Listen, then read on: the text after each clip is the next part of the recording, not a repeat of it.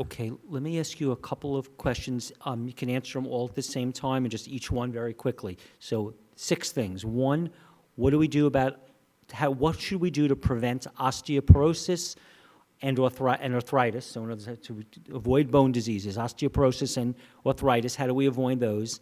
2, what do we do to avoid dementia? 3, do you recommend we eat bee pollen even though it has sugar? Do we recommend that's part of our diet? 4, do you recommend sea vegetables now that Fukushima happened and maybe there's radiation in the water? 5, do you recommend cooked mushrooms as a mainstay of our diet?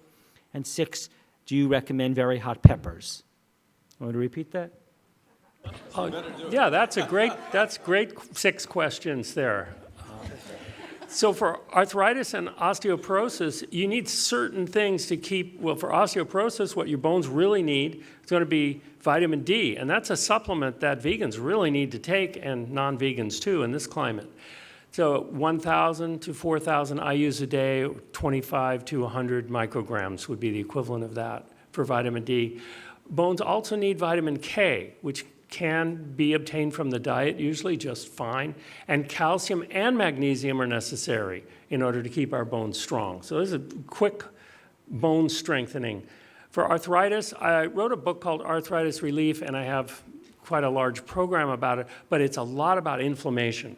And so you want to avoid endotoxins, which are found in animal food that's cooked. The leftover bacteria trigger the inflammation. You also want to avoid especially animal fat from poultry, but from any animals that contains arachidonic acid, because that triggers inflammation too. Also true for your dementia question in there. Now, in our dementia trial, we counsel people to eat actually berries in order to get the anthocyanins, a special type of nutrient that goes into the brain and protects it from inflammation and oxidation to stop the death of brain cells, which half of the brain cells die in advanced Alzheimer's disease. We also wanted to get those omega-3s. We used walnuts and sunflower seeds for that. It might be more to the point to recommend flaxseed, but people found that walnuts were more familiar to them, these very American diet people. We very much wanted to get saturated fats below 7% of diet, of calories, very difficult to do. And of course, coconut oil was completely forbidden to the people on our participants in our trial because of the contribution to vascular dementia, clogging of the arteries in the brain, which is not at all what you want. You want good blood flow to the brain. Let's see, what were the other 5? The other 5 were bee pollen, sea vegetables, cooked cooked mushrooms, and hot peppers. Well, you know, bee pollen is 40% sugar. So it really does, but on the other hand, usually you don't eat very much at all. I mean, a quarter teaspoon or something. So you're only getting maybe 1 gram of sugar from a dose of bee pollen. And there are some valuable things in it. However, were those bees well treated? And as far as seaweed goes, yes, I'm very paranoid about eating seaweed because of the pollution which was mentioned of the ocean. And you better be very sure where it is collected. And I know Ryan Drum collects some in the Northwest where the water seems pretty clean. But these days, the ocean is so polluted that it would be difficult to find seaweed that was truly pure. And if it's grown near Fukushima, well, it might glow green in the dark. Thank you.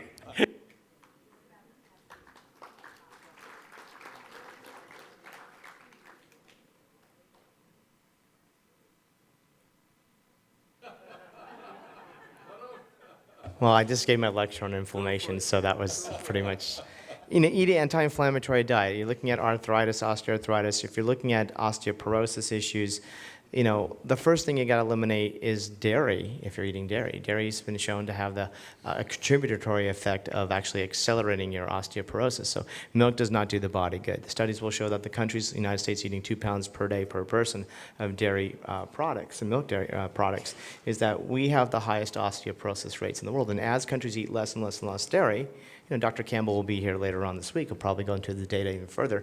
But they have less and less osteoporosis. So we can go to countries and women who are 85 and do a bone density test, and we don't even see osteopenia. Okay, so we have to understand, but we were trained and we were told and marketed, again, the marketing is like, you need to do this, milk does a body good. Milk does not do a body good. In fact, they actually had to take out that slogan because it has not been proven to do so. So that's why you haven't heard that slogan in many, many years, right? Because it actually has scientifically been proven that it actually accelerates your osteoporosis, not build bone density, as you've been told. Yeah, and through a lot of people. So I want to look at elimination of certain things first, because that if we're still like, oh well, I think I went to this conference, but I'm not going to go vegan, but I'll go vegetarian, then you're still fooling yourself. Right? The idea is though, what I look at is I'm a foodie, so I'm also probably one of the only cultural people here. Gabriel's very cultural as well. But I have to look at like individual cultural preferences. So again, if I have a patient that we see a lot of Latinos and Spanish people in my state, I see a lot of Asians and a lot of other types of people. If I'm doing a consult of someone in India or someone in China, I have to look at their diet and how can I make that plant-based. Right? Because then you're going to be compliant. If you like eating tacos tonight, then how do we make plant-based tacos? Doesn't always have to be completely raw, in my opinion, because I need people to change. Now, later on, can we get it better? Can we not overcook it? Can we? Yes.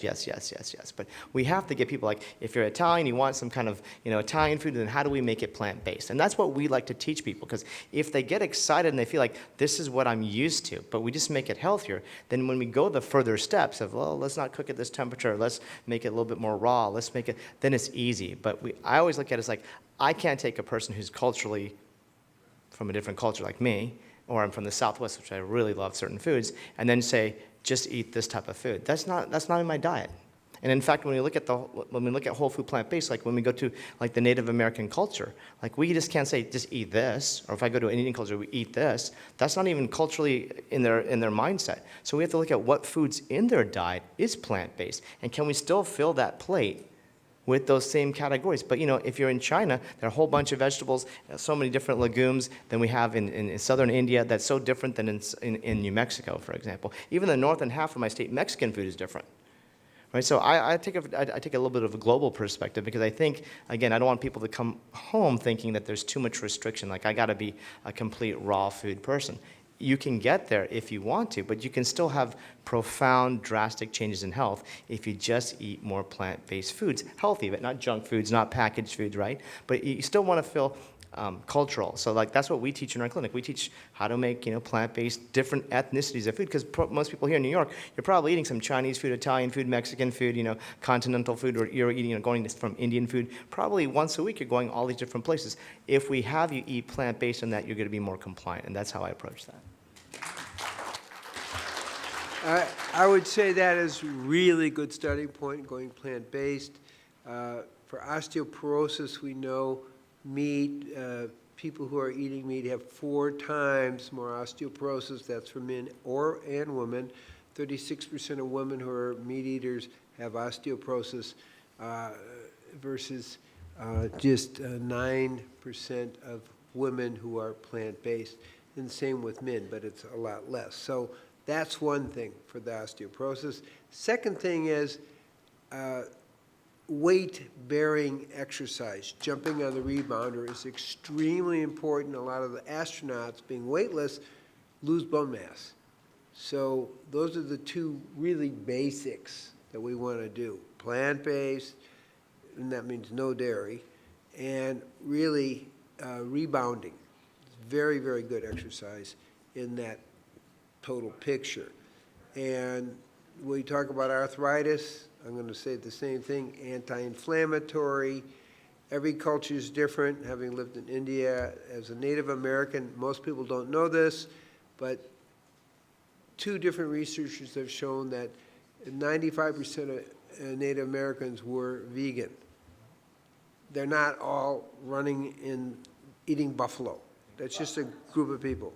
So, so really, the Native Americans were very vegan, so it's really easy to move it that way.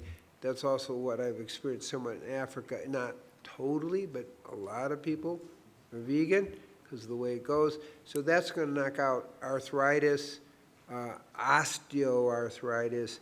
I expect with fasting and within 3 weeks, literally 95% of people who are fasting and doing the vegan diet, it goes away, okay? I once had a lady, she's 95 years old, and she was in a wheelchair. She had diabetes. She had 13 different heart medications. After our 3-week program that, we fasted, we did this, no medications, out of her wheelchair, no diabetes, and also no high blood pressure. So there's nothing tricky about this. It's very straightforward, okay? And I saw her a year later, and she was still great.